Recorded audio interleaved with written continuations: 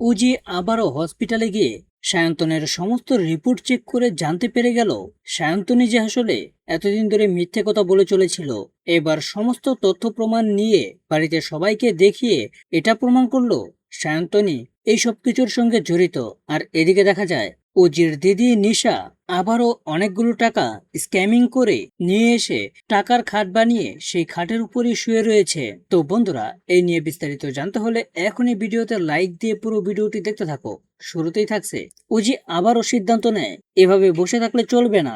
সায়ন্তন যে সবটা মিথ্যে কথা বলছে, রিপোর্টটা যে চেঞ্জ করে ফেলেছে, সবটাই প্রমাণ করার জন্য আবারও হসপিটালে গিয়ে সব কটার রিপোর্ট চেক করেই দেখতে পায় এখানে রিপোর্টটা চেঞ্জ করা হয়েছিল। আর যে রিপোর্টটা আসল, ওই রিপোর্টটাই এবার আর উজি ভুল না করে তার নিজের কাছে রেখে দেয় এবং এর বেশ কিছু ছবিও তুলে নেয়। তারপর বাড়িতে এসে সবাইকে দেখায় এবং সেটা আদালতেও প্রমাণের জন্য পুলিশের কাছে জমা দেয়। এবার ফাইনালি ফেসে যাবে সায়ন্তন। আর এদিকে দেখা যায় নিশামিত্রর নতুন প্ল্যানের কাজ শুরু। এবার নতুন ভাবে আবারও কোথা থেকে কয়েক কোটি টাকা স্ক্যামিং করে নিয়ে এসেছে। আর সেই টাকার বেড বানিয়ে ওই বেডেই শুয়ে আছে নিশামিত্র।